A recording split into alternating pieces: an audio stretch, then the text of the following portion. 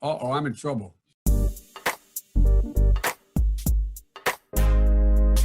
This is an island surrounded by water, big water, ocean water. Trust me, I'm like a smart person.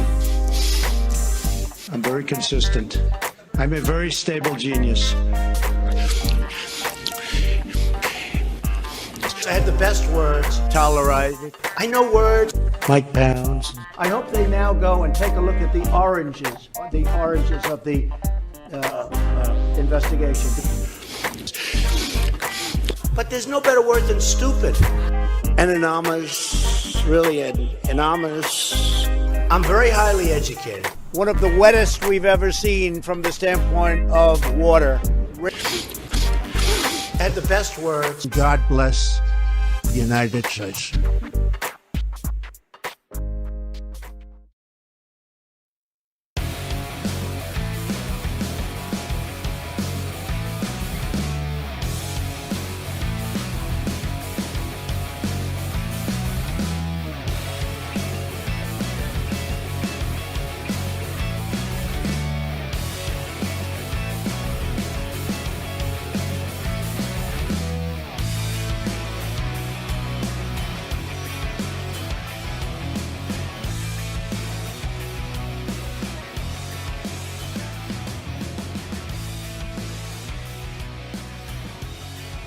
Around the nation, Waldorf Nation, welcome to the show.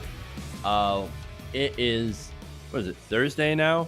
I've been out for a couple of days. At least we haven't been doing live streams. I actually still had been putting out content. A couple videos yesterday, a couple videos the day before. So if you haven't checked that out already, you probably should after the show. But we haven't been here, and there has been a reason. We had a little bit of a vehicle emergency, helping my wife get back on the road. So she works about an hour away from here, and I believe on Wednesday evening. No, I'm sorry, that was on Tuesday. On Tuesday evening, she had a meeting early in the morning, then had to go back to work later on to do an overnight shift. And so her car broke down right after her meeting. It turned out being like a $400 part, I wouldn't say $400 part, but $400 repair bill, which is disastrous. Hey, what percentage of Americans cannot afford a $400 emergency? I believe that's 40%, 60%? Very big chunk of Americans. Let's just say that. Can't afford a $400 emergency. And that's what we had. So we had one of those. I had to drive down to go pick her up and then go, find a place to get the car fixed at. That was fun. And then wait to see if we could get it fixed that day, which we could not. So then drive back, let her borrow my car so that she could go. But then the next day, I had to go, of course, take her back to get the car because she can't drive both cars at once, obviously. And so I couldn't be home. But again, I made sure to get you guys some content and all that stuff. So, at least we got the live streams back. So we're here today. Insanity, right? I'm super lucky. I'm very fortunate to have been able to afford that $400 emergency, as I realize so many people can't.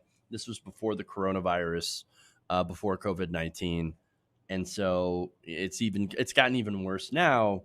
And as I'm going to talk about in one of the stories coming up, it's not going to get any better. And that's got a lot of people, for one, very just not good, right? Not a good thing, very bad thing, very disastrous for their families, very disastrous when it comes to rent. And of course, it's got people very, very mad. And so we're going to talk about that. So let's start out with Mitch McConnell. Let's dive into it.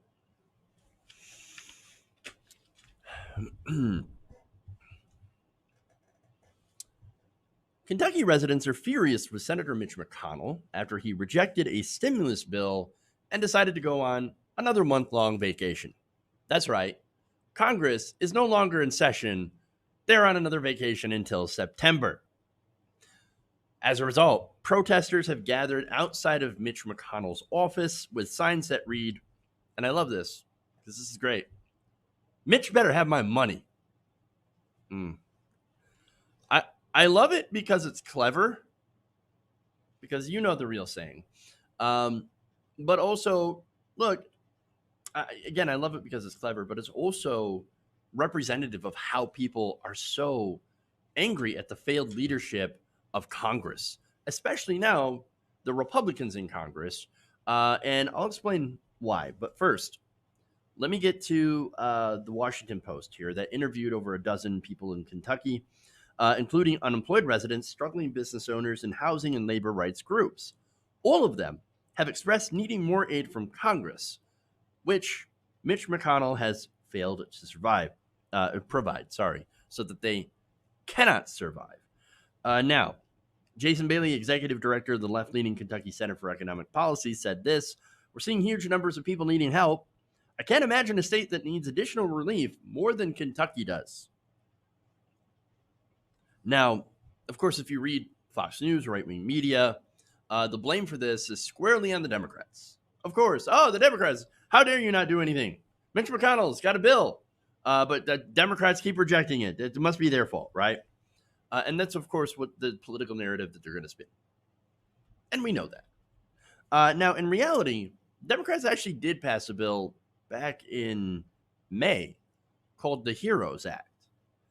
Mitch McConnell, before leaving, by the way, blocked an extension of the CARES Act, which provided unemployment benefits of up to $600 a week.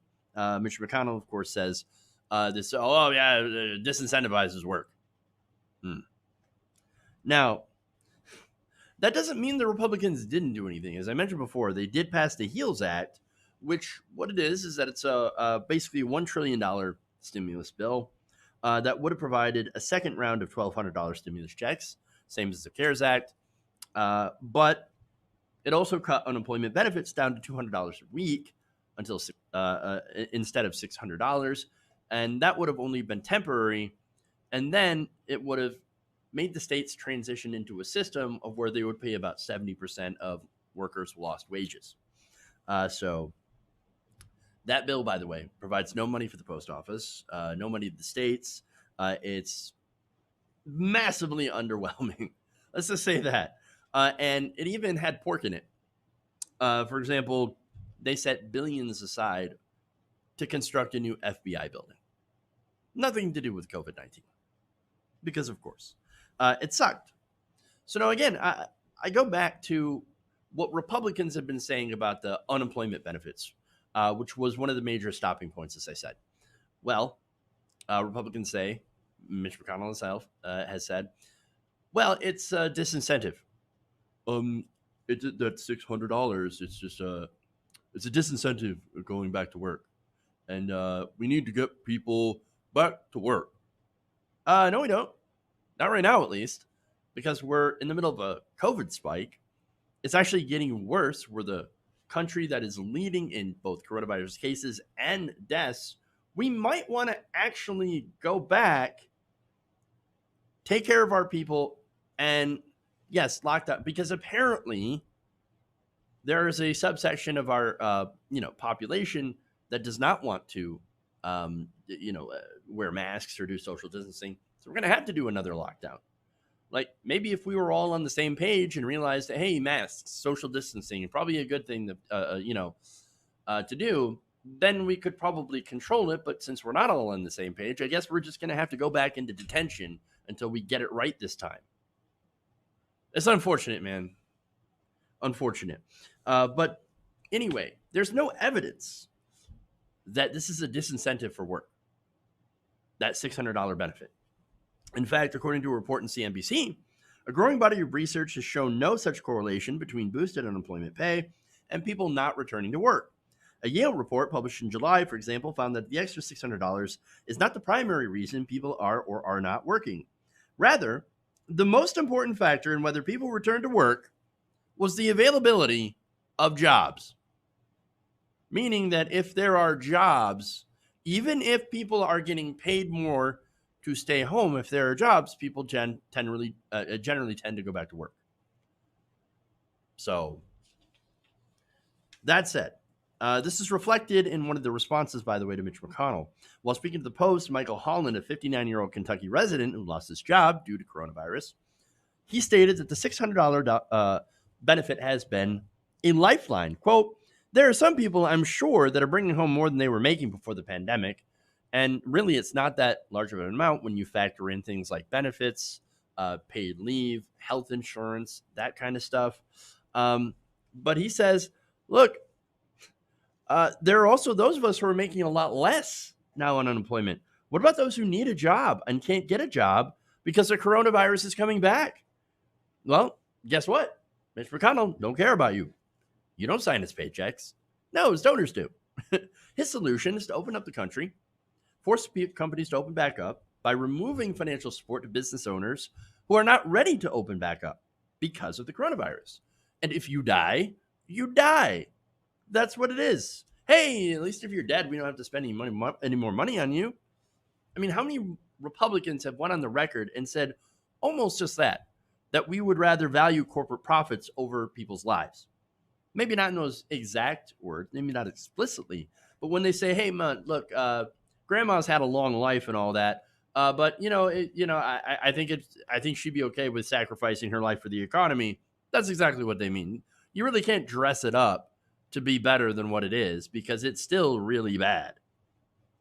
And it's not just your grandma either. It's your kids. It's even you. But unfortunately to them, all that matters is politics and donor checks. Coronavirus is very inconvenient for both. It's an inconvenient thing for their re-election strategies. It's also inconvenient to lose your job, your home, and everything else, as millions have. And that sucks. And we want to get people back to work, but we got to beat this virus first. And here's the thing, McConnell and the Republicans are not going to do anything about it. I mean, the nerve of the Senate taking their ball and going home until September is just, I mean, you would think that it's unfathomable, but really, we kind of expected at this point. And so there's going to be a lot of pain. And I think the Republicans are counting on this in order to try to use this to push their political narrative. Oh, it's the Democrats. They didn't come to an agreement. So this is why 25 to 28 million people are very likely to lose their homes. Look, I don't really care if people, I should say, I don't think that people really care if, what side is to blame for not helping them. All they care about is to help, to make sure that they can still have a place to live and still be able to afford food and feed your children and to stay safe from coronavirus. But the way that it looks, it's going to end up being the fault of Republicans who all of their legislation doesn't tackle the important issues and doesn't, give money to the states or anything like that to be able to allow them to fight coronavirus, and doesn't give the workers the support that they need to survive through this. So remember this, when Republicans claim to represent working Americans and their best interests, just remember that. Okay.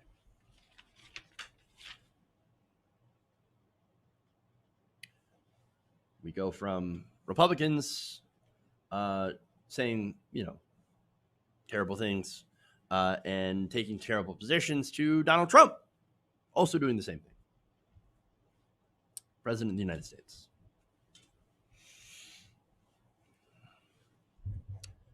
President Donald Trump just admitted why he's going to let the post office die. Now, of course, as we all know, the U.S. Postal Service is in a lot of trouble. Even prior to coronavirus, they were barely operating in the black, thanks to having to, of course, pre-fund their retirement benefits. something that no other organization or businesses has to do. Now, with the economic recession, a lot of businesses being closed, they end up getting a lot less revenue than they used to. And with that, post office is running out of money. They need a federal bailout. Now, understand that the post office is not normally funded by the federal government. They're set to be a standalone operation that funds itself through the sale of stamps and things like that. Well, because of that pre-funding requirement, they're running deeply in the red now, especially with the loss of business. And so they need that bailout. And yet, Donald Trump, not a fan of the post office. In fact, here he is talking about why he's okay with not funding the post office. So they want $3.5 billion for universal mail-in voting for the country, where you have hundreds of millions of voters. They can't do a little race with 20,000 people. Now they want to take it countrywide mail-in voting. It's going to be the greatest fraud in the history of elections. When you always talk about Russia, China, Iran on voting, your biggest problem is going to be with the Democrats, not with China, Russia, and Iran. Your biggest problem is going to be with the Democrats. They turned down this bill because they want radical left agenda items that nobody in their right mind would approve. So they want $25 billion for the post office. They want $3.5 billion for universal mailing, $3.5 billion. And the bill's not going to happen because they don't even want to talk about it, because we can't give them the kind of ridiculous things that they want that have nothing to do with the China virus. It has nothing at all to do with China virus, much of what they're asking for. It'll be the greatest rigged election in history. It'll be the greatest fraud ever perpetrated, other than perhaps what they did to my campaign, where they spied on my campaign, President Obama, Biden, and everybody else. So basically, he just admitted, yeah, I'll let the post office die so I can stop mail-in voting. Politics. That's what it is. So that he, doesn't run the risk of losing. Now, let's make this clear, right? Mail-in ballots are not susceptible to widespread voter fraud. There's no actual evidence of that. In reality, studies have shown that fraud is actually exceedingly rare in elections, especially in places where there are mail-in voting. And we do that in several states. Now, that's despite, of course, fear-mongering headlines that detail a few high-profile cases. And certainly, when you try to argue this with conservatives online, they'll go and cherry-pick that and be like, oh, see, look at that. We've got one case of voter fraud. That means we should get rid of all of it. But let me give you the numbers, right? So now, the rate of voting fraud overall in the U.S. elections is between 0.00004% and 0.0009%, according to a 2017 study by the Brennan Center for Justice. A voter fraud database collated by Arizona State University between 2000 and 2012 found just 491 cases of postal ballot fraud out of the hundreds of millions of votes. That is, of course, a very, very infinitesimally small number. And a Washington Post review of the 2016 election found just one proven case of postal voting fraud. Of course, right? Now, Oregon, by the way, is a state that has held postal elections since 2000, and they only have reported about 14 fraudulent votes attempted by mail. So it is very, very small, infinitesimally small number of voter fraud that actually happens through mail and in general, right? But to say that, of course, that it is a massive, widespread problem, you're essentially repeating conspiracy theories that are made up to disenfranchise people, especially during a pandemic. But again, I'm going to show you Donald Trump. He's going to be on CNBC, and he's going to repeat this nonsense. Take a look. They want $3.5 billion for the mail-in votes. Okay, universal mail-in ballots. $3.5 trillion. They want $25 billion for the post office. Now, they need that money in order to have the post office work so it can take all of these millions and millions of ballots. Now, in the meantime, they aren't getting there. By the way, those are just two items. But if they don't get those two items, that means you can't have universal mail-in voting. And again, he openly admits that, if you don't have the post office, can't do mail-in voting. I guess I'll kill the post office then. Look, this is why, in all actuality, among some of the other things, but the Republicans decided to take their ball and go home on the stimulus. They've left 25 to 28 million people in danger of losing their homes. But unfortunately, Donald Trump doesn't give a damn about it. All he cares about is whether or not he wins. He's afraid that he's going to lose. And so what's he going to do? He's going to sabotage an election where many millions of additional mail-in ballots are expected to be sent out by making sure the post office can't do the very thing it was designed to do, deliver the mail on time. And that's it. I mean, all he has to do is to make it so that the post office cannot function correctly in the way that it should, right? And that could lead to a delay in ballots, not only getting delivered, as we have seen before, to people's residences so they can fill them out, or getting those ballots mailed in to their proper place.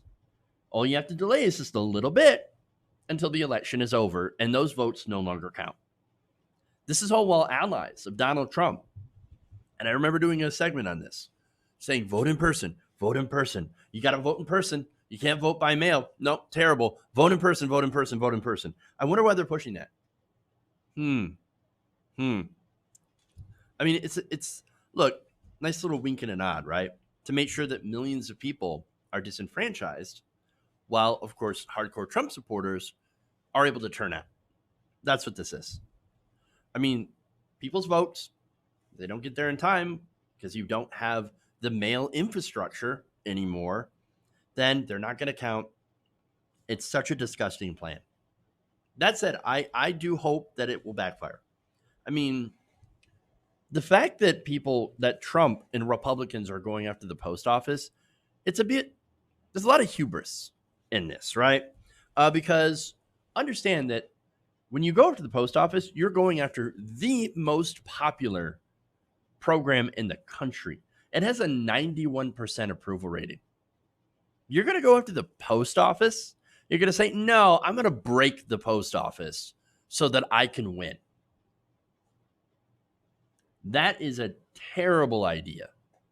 I mean, not just like terrible in the fact that you're, going to try to eliminate a vital service to this country, but you're also doing it against an incredibly popular vital service to the country in an election year. No, people are not interested in that at all. At all. It is a incredibly dumb, stupid dick move. Incredibly. And look, this is just a president who is incredibly desperate not to, to make sure that he can win because he knows he's on borrowed time.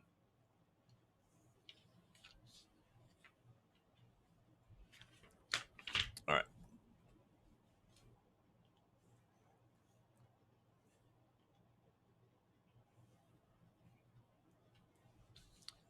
By the way, welcome everybody to the stream. We're just in the middle of doing more stories. So let's go to AOC.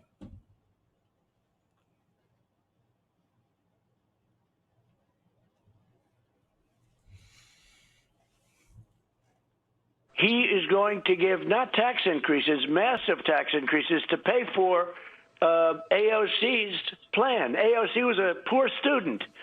I won't say where she went to school. It doesn't matter. This is not even a smart person, other than she's got a good line of stuff. I mean, she goes out and she yaps. That was Donald Trump during an interview with Fox Business's Maria Bartiromo. And so he took aim at her and, you heard what he said.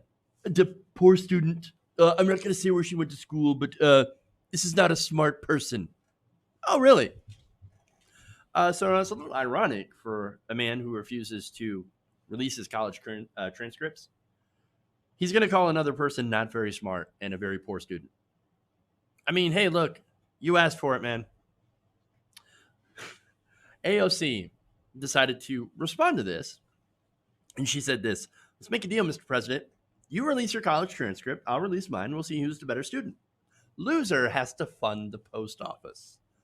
And I have no doubt, of course, she's going to win this little deal. After all, Alexandria Ocasio-Cortez graduated cum laude from Boston University with a degree in political science and economics. She's a very smart person, right? Conversely, Donald Trump graduated from Wharton Business School, but unfortunately had no accolades to his name. Trump was reportedly not listed among the top honorees at the university's commencement, and his name did not appear on the dean's list, which would have indicated that he was among the top 56 students in his graduating class of 366. So, not a very impressive student, compared, of course, to AOC, who graduated with honors. So now, there's more information, by the way, about Donald Trump, because the Washington Post decided to speak to an admissions officer, as well as several of his former classmates and even a former instructor from Wharton, to see whether or not Donald Trump was a smart person, a great student, right? So now first we've got former admissions officer James Nolan.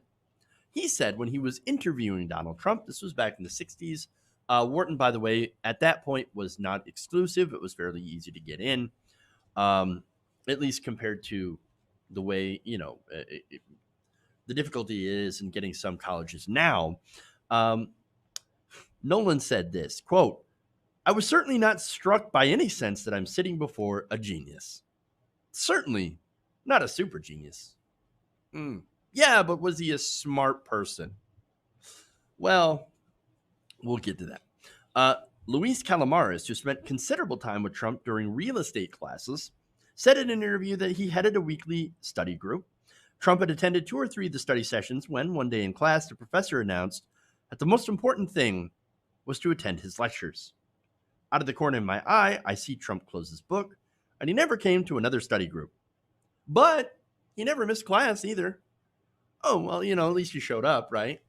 In a 1985 biography of Trump, Jerome Tessio wrote that Trump hardly viewed his attendance as a priority. Quote, "Donald agreed to attend Wharton for his father's sake. He showed up for classes and did what was required of him, but he was clearly bored and spent a lot of time outside business activities." Well, I mean, look, sometimes when you're bored, it means that the stuff is beneath you. Other times you could be bored because it's way above you and you just don't care. I don't know what the situation was. I'm just saying. But one of the, obviously he seems like not a great student, right? But one of his teachers was actually a little bit more harsh in his criticism. And this is the late William T. Kelly, who taught Donald Trump at the University of Pennsylvania. He said this, quote, "Donald Trump was the dumbest goddamn student I ever had." Oh, well, that's great. I love that quote, by the way. I love to bring it up every time that Donald Trump claims that he is a super genius. I'm the best.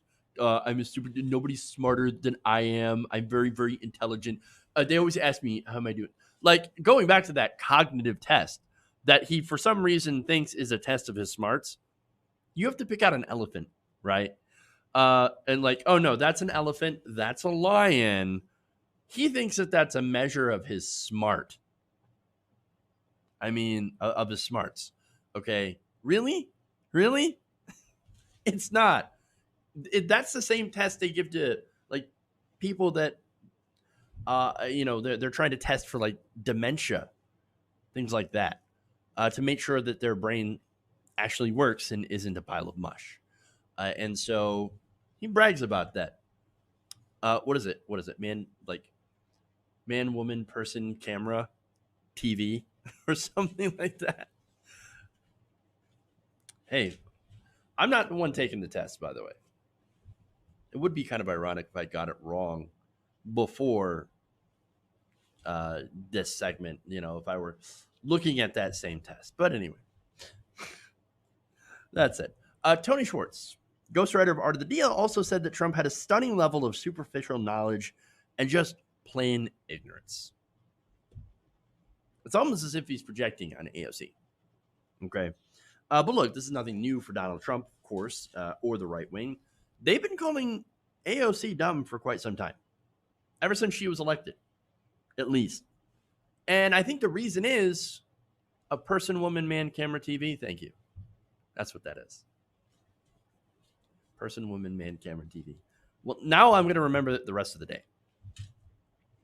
But look, they attack AOC because they don't have anything else on her smarts. I mean, that's what it is. I mean, she's incredible. She's a rock star. She's progressive, very intelligent, incredibly passionate. She can dismantle people and systems of corruption in 10 minutes or less. You've seen the videos. You've seen her take these people apart. And the reason that they tried to dismiss her is because of all those different things. They are very, very afraid of people like AOC, young, smart, progressive women who are taking power. Look, she just crushed in her reelection campaign. So did all the members of the squad. I mean, they actually will fight Republicans instead of work with Republicans. And that, again, is something that they cannot stand.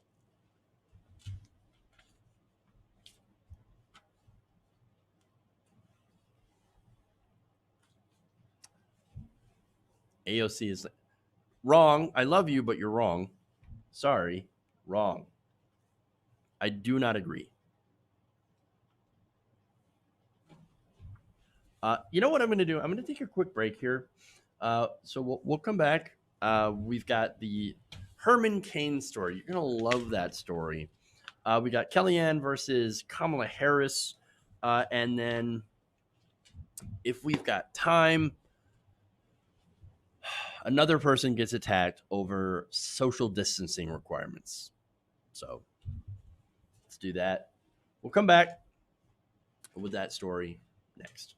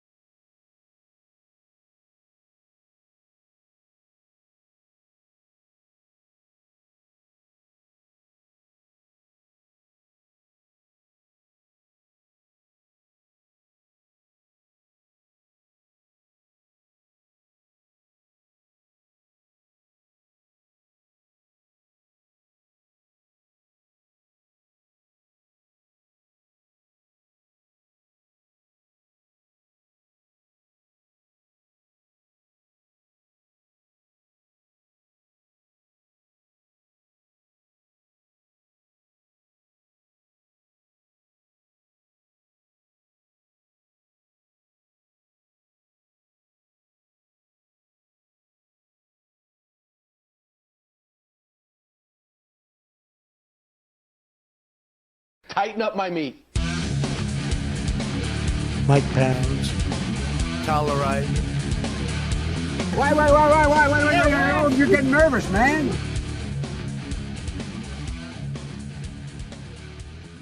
All right, welcome back to the show. Around the Nation right here, Waldorf Nation. Before we get to the zombie Herman Cain story, which is an interesting story, to say the least, I want to thank everybody who's donated to our fundraiser. So we're trying to raise money for a new computer, for new new computer hardware, new software, all that stuff to help actually make the show not only look better but also perform better, and to be able to stream to other places. So, if you can give, that's awesome. If you can't, don't worry about it. These are tough times. Obviously, take care of yourself, but only if you only donate if you can. And I appreciate every dollar that goes to working towards this. We've got 245 raised so far on the GoFundMe page, which is great. And of course, some of you have been making donations through Super Chat as well. So I appreciate that. Let's see. Kathy Harvey says another term of Trump means the end of Social Security, Medicare, USPS, etc. You're 100% right. Donald Trump cannot win re-election. He can't. It's it's basically survival for a lot of people, and so unfortunately, least worst option, Biden. I said it. I'm sorry, but I said it. All right. Anyway, Star Trek says here's 10 for the new computer. That's $30 so far. Well, thank you so much. I appreciate that. Dango Bangle says, I bet if you took a photo of the flying P word, old U.S. train, and a photo of a cat and held them up side by side, Trump would still point to Jared Kushner. Wow. Thank you, No Man's Jam. I do appreciate that as well. Thank you, Mr. Perfect is Perfect, new member. By the way, yeah, let me get to my members list here. Ashley, I want to thank you for becoming a channel member, along with Terry Oz 72. Patrons, of course, Holland Shaw and Joseph. So thank you for signing up to become a patron or a channel member, and thank you for using Super Chat and donating to the GoFundMe. So it helps out. Total War is free on the Epic Store. Yeah, I tried to download that and couldn't. For some reason, it wouldn't load. So I'll have to do that later on. But anyway, okay. Yep, GM Dave says, even I'm voting for Sloppy Joe Brain Fart to get rid of Trump. Basically, harm reduction. So, yeah. Okay, anyway. So let's move on. Let's go to Zombie Herman Cain. This is a time where I wish I had mad art skills, because I would totally have made a zombified Herman Cain sidebar. Would have been great. But we're stuck with what we got. If only I had those mad Photoshop skills. Anyway.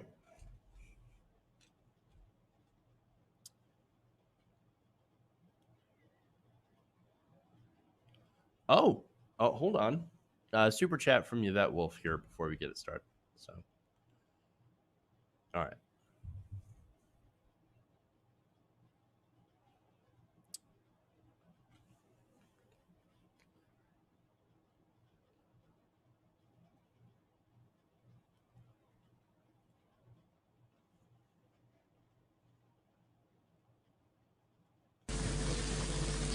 Ladies and gentlemen, we got him. Down goes Larry Householder. Down goes Larry Householder. Yes, he is a Ohio State, I believe, representative. No, he was a Speaker of the House of the Ohio House of Representatives. He has just gotten taken down for corruption. $60 million in kickbacks. So thank you for that news, Yvette Wolf, as well as the Super Chat. It's good to see corruption getting taken down. So thank you for that. That is awesome. I might do that in detail tomorrow. Talk about that. So now let's go to Herman Cain. All right. People on social media are kind of freaking out a little bit after Herman Cain's Twitter account suddenly came back to life to attack Kamala Harris.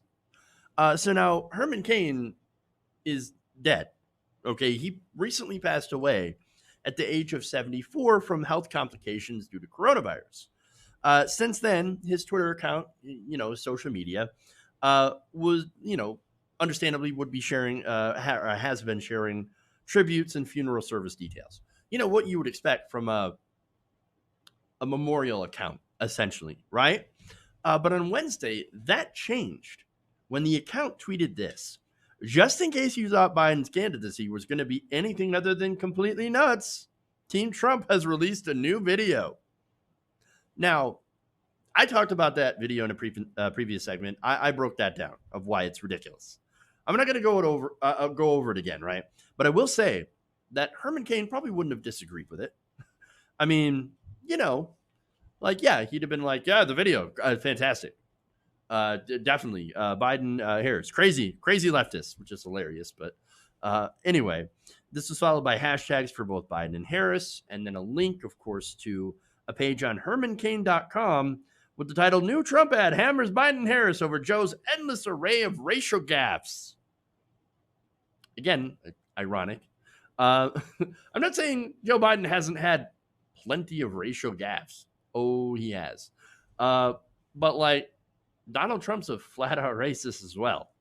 So this is like, I don't know, pot calling kettle and using a dead man's account to do it. Interesting. So now the page, by the way, expands on a recent Trump ad and also refers to a clash between Harris and Biden in an earlier Democratic debate where she, of course, went after him over the subject of busing. Look, I liked that moment. And then later on, it was shown that Kamala Harris literally planned for that moment and had T-shirts made. So this is who, like, understand that's who Kamala Harris is, right? No one in the story is a good person, by the way. They're all pretty terrible, but in varying different levels of terribleness. So now, that said, people are confused because his account is now being used to attack Democrats after his death. Great. Cain's daughter, Dr. Melanie Cain Gallo, though, in a post on the website, Cain headquarters, wrote, "My dad wanted his work to continue. Here is how his team, are going to honor his wish." In this, she wrote that her dad believed in using his voice to teach, enlighten, and give hope. It's one of the ways he used this website every day. And he wouldn't have wanted that work to stop with his passing. Look at that. That's just honoring the legacy by owning the libs. Great. But here's the thing.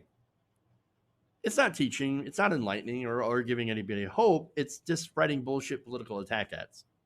So that said, I'm sure Herman Cain, given his politics and his, for Donald Trump, would have 100% supported doing this. But that's not really the point. It is a bit, I don't know, unsavory, a little bit morbid to attack people from beyond the grave. Just saying. I mean, the guy's barely been buried in the Republican Party. Donald Trump, the Trump campaign, is essentially propping him up to slam Democrats. It's a little gross, to be honest. And it's also ironic because it's very likely Herman Cain contracted the fatal coronavirus at Donald Trump's Tulsa rally, where it was discouraged to wear masks and social distance. So it feels even more gross, really, to see the social media account of a dead man echo propaganda from people who in some way actually contributed to his premature death. So, gross all around. Now I'm just imagining a Weekend at Bernie's type thing with Herman Cain tweeting. My mind goes in such terrible directions sometimes. Okay, anyway. Let's go to the next story.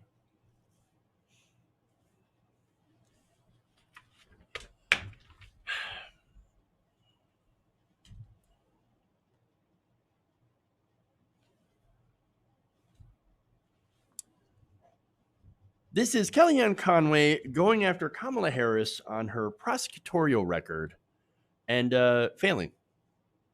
Take a look. She called herself the top cop. She put people away from marijuana use. And then she let go. People gave plea deals to defendants who had done far worse than marijuana use. She is going to be expected to answer for that record. All right, so I'll address that last part. But first, she continues by saying, I think, country, we can do two things. I think we can stand up and take a moment to applaud when history is made, and then take a moment to say why someone who seems forward-looking would actually bring us backwards as a nation through her record and her policies and her beliefs. But she's part of a ticket that has that problem. Senator Harris cannot cure the flaws and the inadequacies at the top of the ticket. Okay, so, all right. Kellyanne Conway is a hypocrite. All right.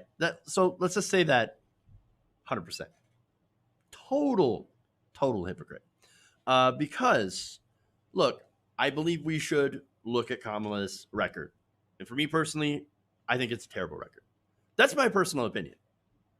At the same time, you cannot be saying, I can't believe Kamala Harris locked people up for weed while you were also locking people up for weed. I'm just saying. Remember, Attorney General Jeff Sessions.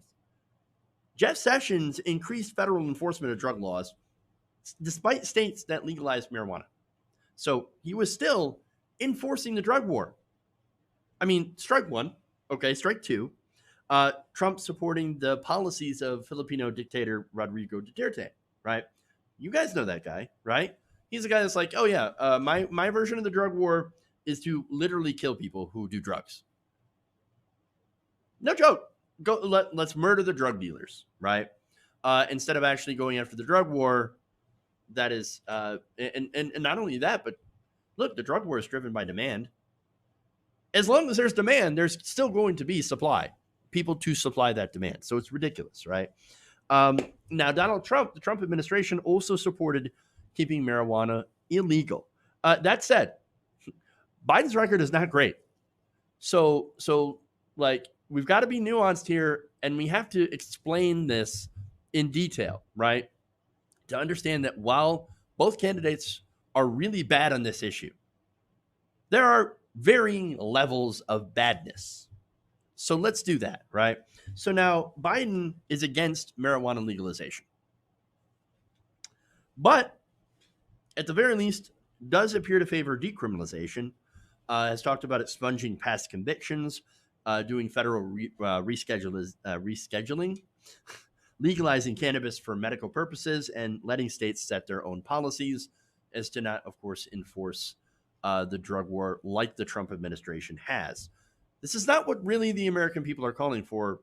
A vast majority of the American people say, let's just legalize it already. Let's go. But at the same time, it seems better than Donald Trump, which apparently is the entire theme that they're going for. Hey, we're not great, but we're better than Trump. Yeah, we got it. Hey, we're going to give you a tiny little loaf of bread. Oh, yeah, well, or a tiny piece of the loaf of bread, right? Of course, sure, that sucks. And then you look over and Donald Trump just took a shit on your bread. I mean, what are you going to do, right? So there's that. But Kamala Harris's record, going back to that, it should absolutely be scrutinized and considered, right? And as a prosecutor, she did some pretty bad things. And that's not an asset here. But again, you want to look for Donald Trump, and well, he also did a lot of bad things. Kids in cages, many of whom are dying from COVID-19. Or how about the record on criminal justice? Now, look, this doesn't get scrutinized a lot. It hasn't been talked about a lot because Donald Trump has done some positive things when it comes to criminal justice reform, along with Jared Kushner. However, he's also said a lot of things and did the complete opposite. For example, he argued in court against people eligible for sentence reductions under what's called the First Step Act. He also reinstated DOJ contracts with private prisons after the Obama administration ended them. Left director of the Bureau of Prisons position vacant for more than a year. Disbanded a program to create federal prison education systems. Closed halfway houses that help those who are incarcerated transition back into the communities. Prohibited federal investigation of patterns of unconstitutional policing. Stopped assistance to police departments that voluntarily wanted reform. eliminated restrictions preventing police departments from obtaining military equipment, eliminated community-based violence prevention programs, condemned public criticism of police by threatening protesters might find themselves without protection, eliminated DOJ community policing programs, program grants in proposed executive budget, attacked protesters who are pursuing criminal justice reform in their communities. Man, they've done a lot. Proposed to eliminate a DOJ office dedicated to help communities reduce racial conflict, rescinded federal guidance meant to stem the flow of the school to prison pipeline, ordered federal prosecutors to pursue the harshest punishments possible, threatened federal prosecutions for marijuana in states where it's legal, attempted to resume the use of federal death penalty and encourage expansion of the death penalty in drug cases, waged the same failed war on drugs since the 1980s, expanded civil asset forfeiture, failed to report on deaths in police custody as required by Congress, disbanded the DOJ Science Advisory Board that provided evidence-based rigor to DOJ policies, rescinded guidance that warned courts against excessive fees and fines. And so that's the history of President Trump. Just in this last 4 years.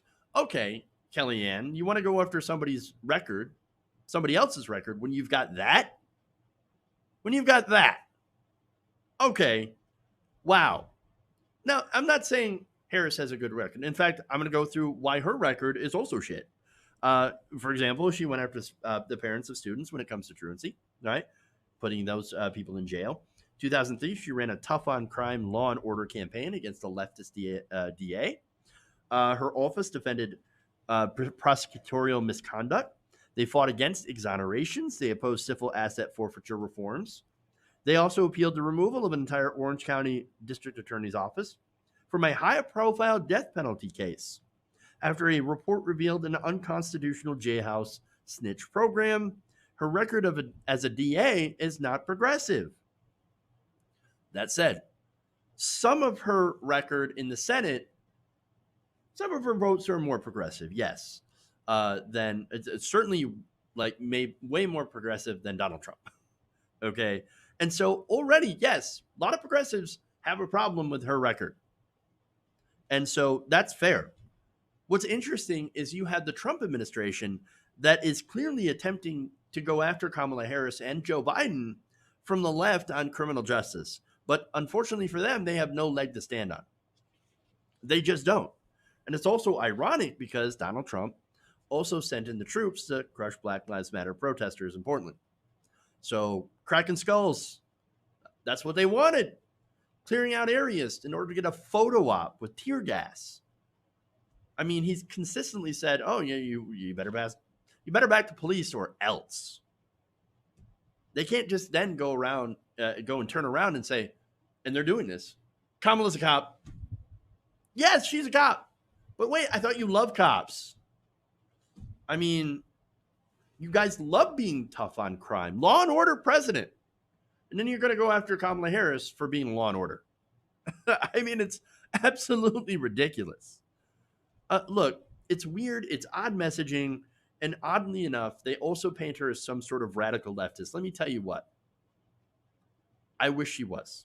I wish she was a radical leftist. Yeah, I wish Biden were half as radical. I wish Obama had been half as radical as Fox News and the right wing paint them as. I mean, look, under the Obama administration, we also had still a lot of tough on crime policies. And so you guys remember, I did videos calling that out, making sure like, hey, we should do something about civil asset forfeiture. It'd be great if we did something about that. It'd be great if they didn't send the troops into Standing Rock and occupy Wall Street. Be fantastic, right? Truth is, both parties are not great on civil rights and criminal justice. That said, I think what we have in Democrats is unfortunately superior than that of Donald Trump in his record, which is worse. They've taken the system that is already bad and they have made it worse. And so, look, between the two of them, Biden and Harris are better, despite having some serious issues we need to fight against. And so, look, that's it. I mean, We've got those are the choices. All right.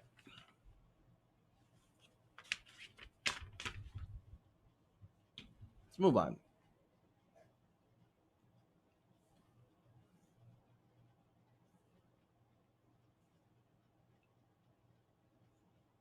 Oh, I must not have put that there. That's okay.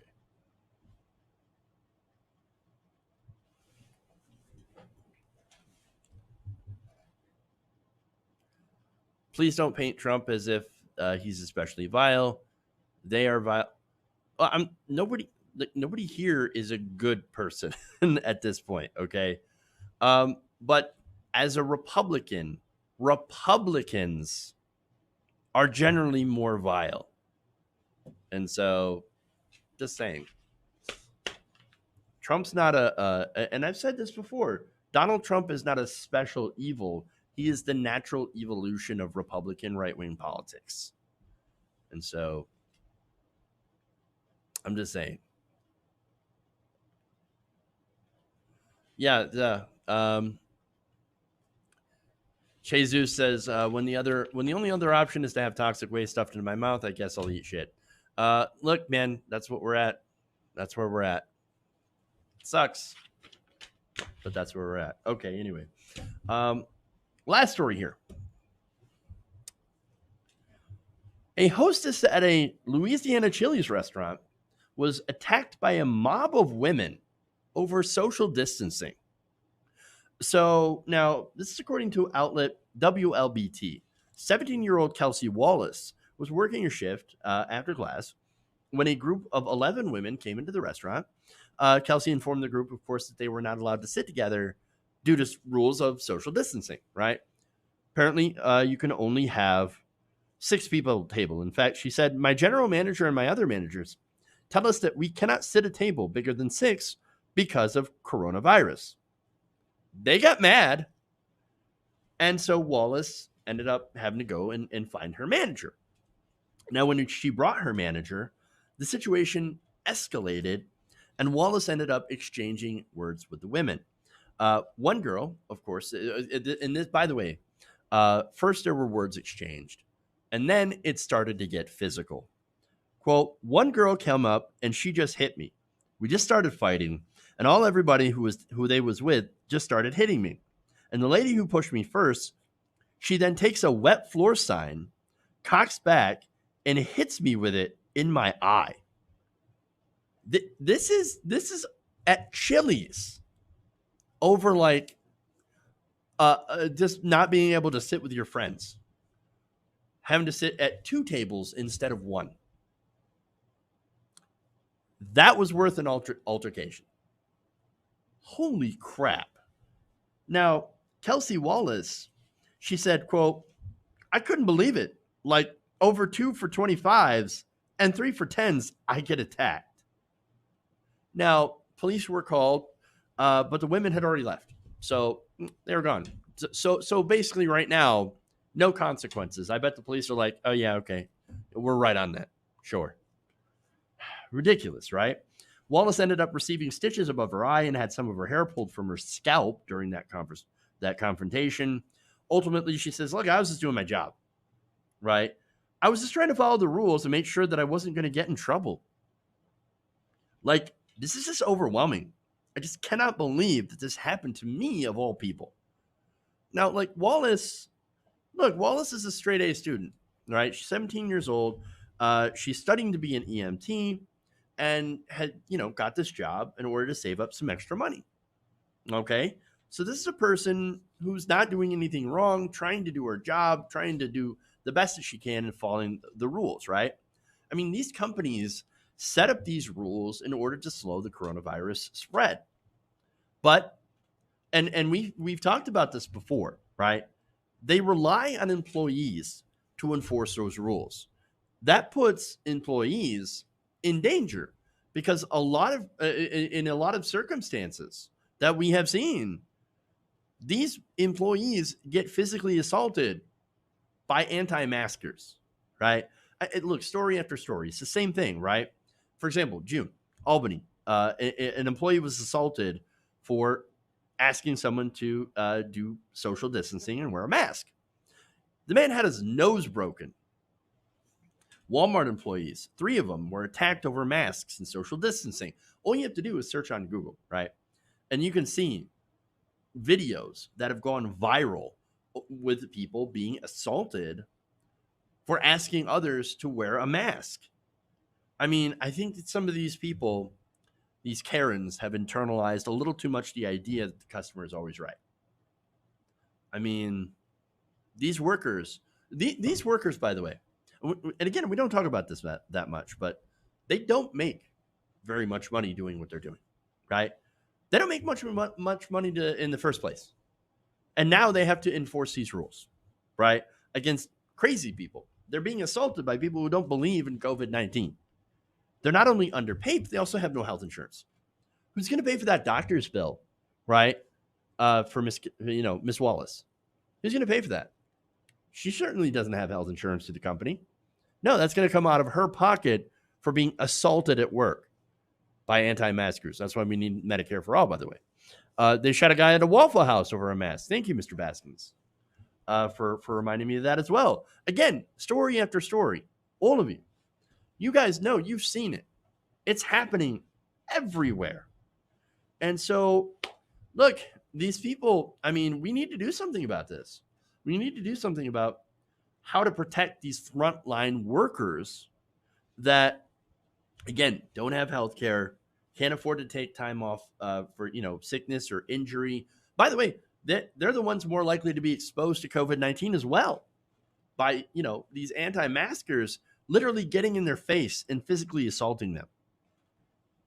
I mean, at the very least we could do is to guarantee them health insurance, health care. Because, look, anybody who's worked in food service, you guys know, right? You can't take time off for sickness. You can't. You don't have sick leave.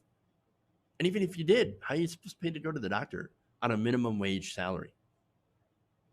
You can't. So a lot of people, a lot of workers end up, of course, hiding the fact that they're sick. And in the age of COVID, that's not a good thing.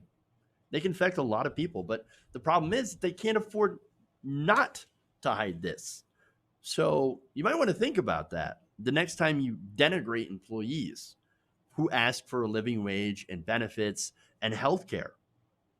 And also to not get beaten up at their jobs for enforcing an employer mandate.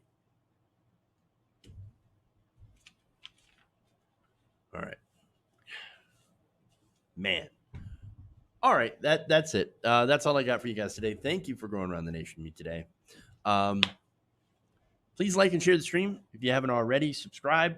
If you're interested in seeing more content, obviously we try to release content 5 days a week. And so that's what we do. All right. We also have fundraisers. As I said, check that out if you haven't already.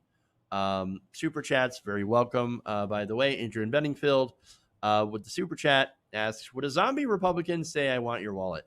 Well, they certainly wouldn't go after your brains. I mean, come on. So that's a good question, Adrian. I appreciate that. So all politics and politicians are full of shit. But I would say like the 98% of them, King Pound. So yeah, it's very rare to find a politician that is not full of shit, that is not playing politics and actually cares. In fact, you could probably count the politicians on one hand. And so, all right. Anyway, thank you. Love you guys. And we will see you all on the live stream tomorrow. Thank you. And remember, change begins with you. Good night. We'll see you later. I like my meat tight. Please clap. Why? You're getting nervous, man. Mike Pounds.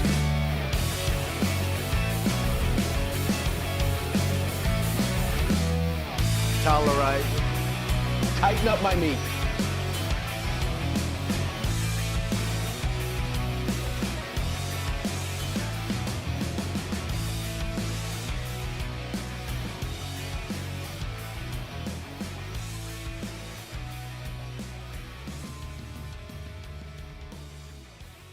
Are you kicking me out the door? You're kicking me out the door.